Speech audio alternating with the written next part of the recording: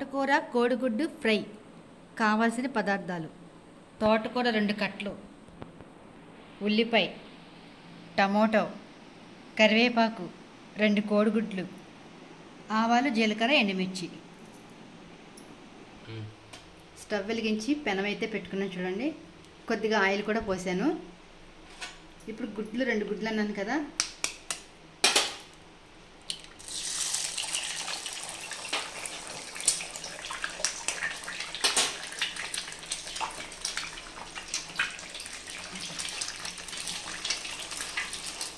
అయితే గుడ్లు అయితే వేగిపోయినాయి చూడండి. కొంచెం సాల్ట్, అలాగే కొద్దిగా పసుపు కూడా వేసుకుందాం.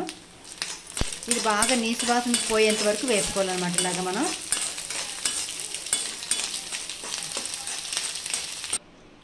అలాగే చెప్పడం మర్చిపోయానండి. ఈరోజు ఇండిపెండెన్స్ డే కదా. చూడండి, మనం వండుకునే పదార్థాలన్నీ ఉంది చూడండి. ఫ్లాగ్ గుర్తు, టమోటా, ఉల్లిపాయ, కరివేపాకు అంటే మన ఫ్లాగ్ సింబలే కదా. వేసి పెనం పెట్టుకున్నాము. అలాగే ఆయిల్లో కొంచెం జీలకర్ర కూడా వేసాను చూడండి.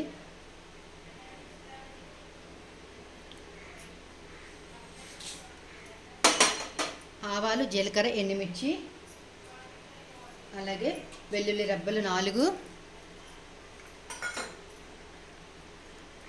ఉల్లిపాయ, టమోటా, కరివేపాకు అవి కూడా ఇప్పుడే వేసేస్తున్నాను.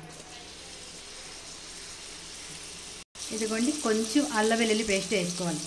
ఎందుకంటే తోటకూర అనేది నీచు వాసన వస్తుంది కొద్దిగా, అందుకు కొంచెం అల్లం వెల్లుల్లి పేస్ట్ అయితే వేసుకోవాలి. అప్పుడే బాగుంటుంది. ఇప్పుడు కడిగి పెట్టుకున్న తోటకూర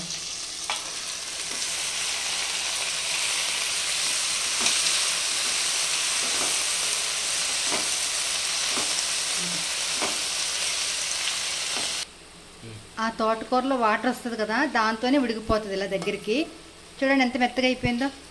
దగ్గరికి అయిపోయింది ఇలా. ఇప్పుడు అయిపోయింది కదా. ఇదిగో ఇందాక వేపు పెట్టుకున్న గుడ్లు కూడా వేసేస్తున్నాను ఇందులో. ఈ కర్రీ అంటే మా బాబు చాలా ఇష్టం అండి. అసలు ఎంత బాగుంటుందంటే తింటే మీరే వదిలిపెట్టరు, అసలు అంత బాగుంటుంది.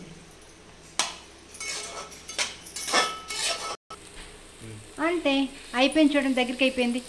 స్టవ్ ఆఫ్ చేసుకుందాం.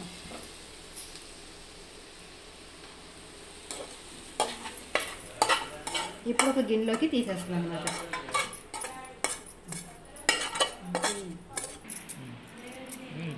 అయిపోయింది చూడండి, కలర్ఫుల్గా ఎంత బాగుందో తోటకూర వేపుడు.